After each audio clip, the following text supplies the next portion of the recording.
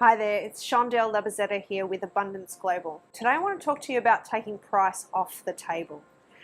You know, I meet a lot of entrepreneurs and I'm constantly having the conversation about how do we really cut through with our customers? How do we not be beholden to having the pricing conversation? How do we make sure that our customers see the value in what it is that we're doing? How do we have that conversation without ending up in the place where we have to discount in order to get the deal? You know, I can't tell you how many times this conversation has come up with people, and the problem is that money seems to be the thing that's on the table here, and the value proposition just isn't cutting through. So what we're doing here is when we're offering discounts, when we're talking to people about how we can reduce the money that's being offered or finding ways to be able to add further value by taking dollars off or reducing the zeros on the overall deal, what we're doing is we're really undervaluing not only our offering and what it is that we stand for, but we're actually also undervaluing ourselves as entrepreneurs. We're undervaluing the service that we offer, and we're really taking it out into the marketplace and unconsciously telling people, well, hey, we came in with this number, but we don't believe that we're worth it. And I wonder what kind of impact, when I say it like that, that has on you when you think about what is coming across in your messaging unconsciously when you start to have the conversation around pricing. So I want to talk about how we look at this from a different perspective. And I'd like you to encourage you to think about this from this perspective, because when we have the pricing conversation, what we're doing here is we're comparing, the dollar for dollar. This is a very transactional way of thinking about how we do business on the table here. The challenge of bargaining over 50 cents or over a couple of dollars or over a couple of thousands of dollars, that really doesn't matter. It's simply a conversation where we're kind of arguing, and this is where I see my clients potentially get into arguments with their prospects in that process as well. So we want to actually have a conversation at a higher level than that. And so, a lot of entrepreneurs are already wise to this, and they're really clear on the fact that we want to have the conversation around the product or the service. And so when we have the conversation at this level here, when we're talking about the products and services, we're usually talking about features and benefits. Now, that is a higher level conversation than, say, talking about price and arguing over those dollars and cents there. Yet it's still a baseline conversation. There's another layer still.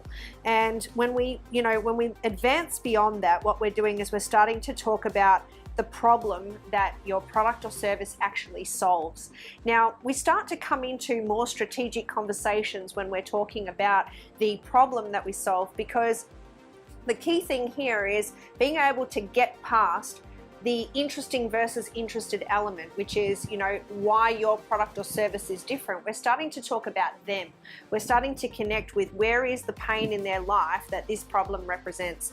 And for those of you that are really strategic, those of you that want to take your business to the next level, there's even a level beyond that. And the level beyond that is actually about the impact that it makes. Now, the impact that we're making here is really about how does this one change that they're investing in you, and I want you to notice that language there. It's about an investment, not a cost.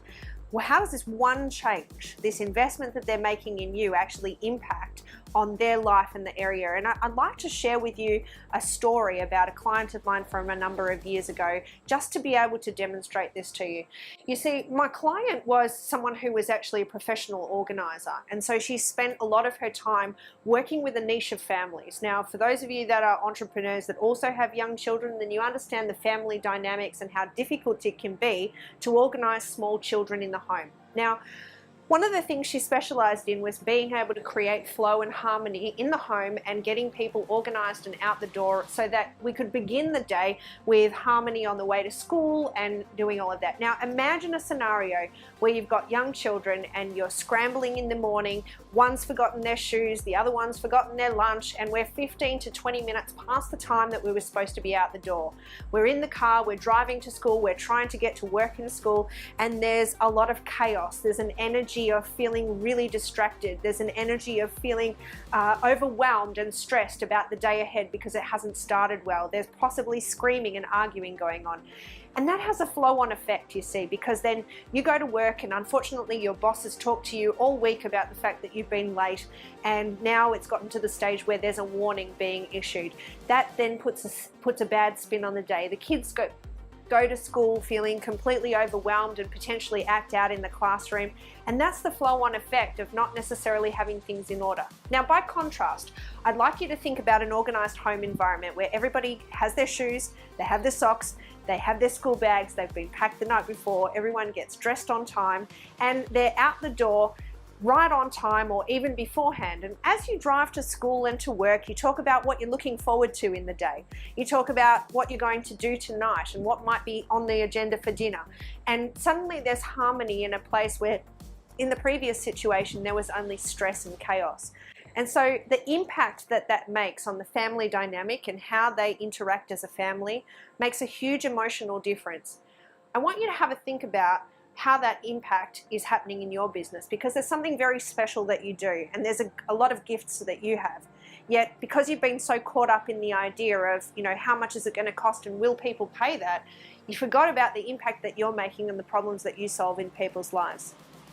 If you'd like to hear more examples of this, if you'd like to learn from other people who have made this connection, who have taken themselves down that journey where they really connect with the people that they're really helping and the way that they're making a difference on the planet and in the world today, then I encourage you to come and join us over in our private free group where you can connect with other people like you and learn about different ways in which you can highlight the impact that you're making and really start to make that difference. So until we meet again, I'm Shondell Labazetta with Abundance Global. Be well and be empowered.